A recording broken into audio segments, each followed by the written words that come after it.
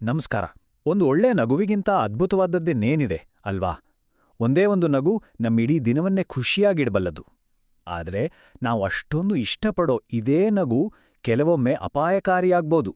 ಅಷ್ಟೇ ಯಾಕೆ, ಮಾರಣಾಂತಿಕ ಕೂಡ ಆಗ್ಬೋದು ಅಂದ್ರೆ ನಂಬೋಕ್ಕಾಗುತ್ತಾ? ಬನ್ನಿ, ಇದರ ಹಿಂದಿನ ಅಚ್ಚರಿಯ ಸತ್ಯವನ್ನ ನೋಡೋಣ.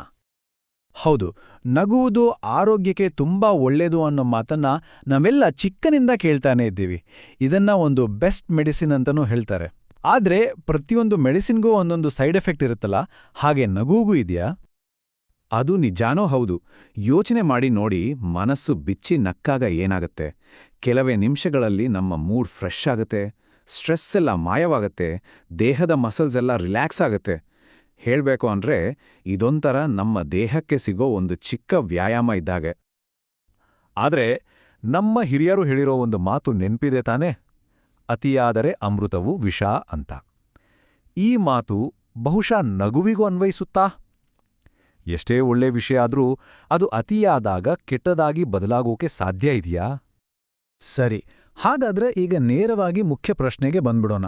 ತುಂಬಾ ಜೋರಾಗಿ ನಿಲ್ಸದೆ ನಗುವುದು ನಿಜವಾಗ್ಲೂ ಸಾವಿಗೆ ಕಾರಣವಾಗಬಹುದಾ? ಕೇಳೋಕೆ ಇದು ಸ್ವಲ್ಪ ಭಯ ಅನಿಸ್ಬೋದು, ಆದರೆ ಇದರ ಹಿಂದಿರೋ ಸೈನ್ಸ್ ತಿಳ್ಕೊಳ್ಳೋದು ತುಂಬಾ ಇಂಟ್ರೆಸ್ಟಿಂಗ್ ಮತ್ತೆ ಮುಖ್ಯ ಕೂಡ.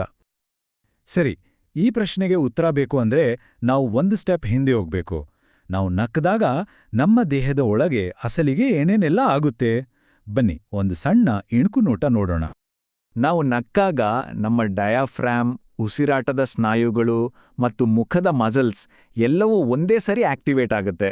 ಇದರಿಂದ ಹಾರ್ಟ್ ಬೀಟ್ ಜಾಸ್ತಿಯಾಗಿ ಉಸಿರಾಟ ಕೂಡ ವೇಗವಾಗುತ್ತೆ. ಹಾಗಾಗಿ ದೇಹಕ್ಕೆ ಹೆಚ್ಚು ಆಕ್ಸಿಜನ್ ಸಿಗುತ್ತೆ.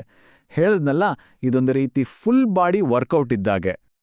ನಮ್ಮಲ್ಲಿ ಹೆಚ್ಚಿನವರಿಗೆ ಇದೊಂದು ನಾರ್ಮಲ್ ಆರೋಗ್ಯಕರ ಪ್ರಕ್ರಿಯೆ.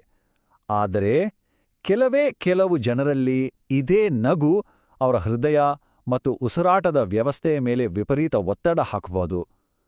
ಅಲ್ಲೇ ನೋಡಿ, ಈ ಆರೋಗ್ಯಕರ ಕ್ರಿಯೆ ಒಂದು ಡೇಂಜರಸ್ ಟ್ವಿಸ್ಟ್ ತಗೊಳ್ಳೋದು. ಹಾಗಾದ್ರೆ ನಗು ಯಾವೆಲ್ಲ ಸಂದರ್ಭಗಳಲ್ಲಿ ಅಪಾಯಕಾರಿಯಾಗಿ ಬದಲಾಗಬಹುದು? ಬನ್ನಿ, ನಗುವಿನ ಕೆಲವು ಗಂಭೀರ ಆದ್ರೆ ತುಂಬಾನೇ ಅಪರೂಪದ ಸೈಡ್ ಎಫೆಕ್ಟ್ಸ್ ಬಗ್ಗೆ ಈಗ ತಿಳ್ಕೊಳ್ಳೋಣ. ರಿಸರ್ಚ್ ಪ್ರಕಾರ ನಿಲ್ಲಿಸದೆ ನಗೋದ್ರಿಂದ ದೇಹದ ಮೇಲೆ ಬೀಳೋ ಒತ್ತಡದಿಂದ ಕೆಲವು ಗಂಭೀರ ತೊಂದರೆಗಳು ಆಗಬಹುದು.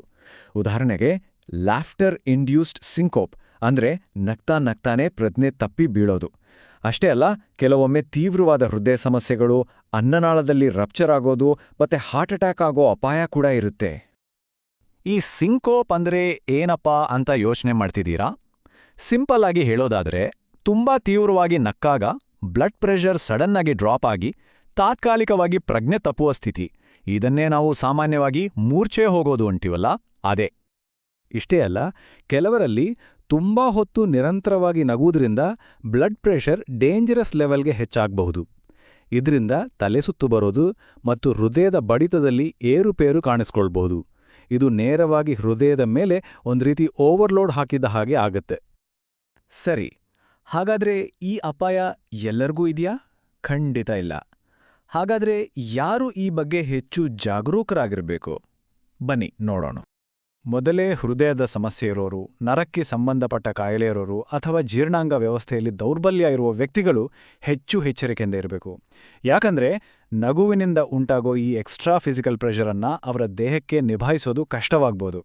ಇಂಥವರ ಪಾಲಿಗೆ ನಗು ಔಷಧಿಯಾಗೋ ಬದಲು ಅಪಾಯಕಾರಿಯಾಗ್ಬೋದು. ಹಾಗಾದ್ರೆ ಇದೆಲ್ಲದರ ಕೊನೆಯ ಮಾತು ಏನು?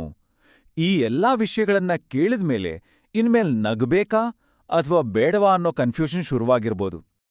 ಇಲ್ಲಿ ಒಂದು ವಿಷಯವನ್ನ ನಾವು ಸ್ಪಷ್ಟಪಡಿಸ್ಕೋಬೇಕು. ನಗುವಿನಿಂದ ಸಿಗೋ ಪ್ರಯೋಜನಗಳಿದೆಯಲ್ಲ, ಅಂದ್ರೆ ಸ್ಟ್ರೆಸ್ ಕಡಿಮೆ ಆಗೋದು, ಮೂಡ್ ಚೆನ್ನಾಗಿರೋದು, ಇವೆಲ್ಲವೂ ಸಾಮಾನ್ಯ ಮತ್ತು ಬಹುತೇಕ ಎಲ್ಲರಿಗೂ ಅನ್ವಯಿಸುತ್ತೆ. ಆದರೆ ನಾವು ಮಾತಾಡಿದ ಅಪಾಯಗಳಿದೆಯಲ್ಲ, ಅವು ಬಹಳ ಅಪರೂಪ ಮತ್ತು ನಿರ್ದಿಷ್ಟ ಆರೋಗ್ಯ ಸಮಸ್ಯೆ ಇರೋರಿಗೆ ಮಾತ್ರ ಸೀಮಿತ. ನಮ್ಮ ಉದ್ದೇಶ ಭಯ ಹುಟ್ಸೋಡಲ್ಲ, ಬದಲಿಗೆ ಒಂದು ಅರಿವು ಮೂಡಿಸೋದು. ಬಹುಪಾಲು ಜನರಿಗೆ ನಗು ನಿಜವಾಗ್ಲೂ ಜೀವನದ ಶ್ರೇಷ್ಠ ಔಷಧಿಗಳಲ್ಲಿ ಒಂದು, ಅದರಲ್ಲಿ ಯಾವುದೇ ಡೌಟ್ ಬೇಡ. ಈ ಎಲ್ಲಾ ಮಾಹಿತಿಯ ನಂತರ ಪ್ರತಿಯೊಬ್ಬರೂ ಯೋಚಿಸಬೇಕಾದ ಒಂದು ಪ್ರಶ್ನೆ ಇದೆ. ನಮ್ಮ ಆರೋಗ್ಯವನ್ನ ಗಮನದಲ್ಲಿಟ್ಕೊಂಡು ನಮ್ಮ ನಗುವಿನ ಮಿತಿ ಯಾವುದು ಅಂತ ತಿಳ್ಕೊಂಡಿರೋದು ಮುಖ್ಯ ಅಲ್ವಾ? ಒಮ್ಮೆ ಯೋಚಿಸಿ ನೋಡಿ.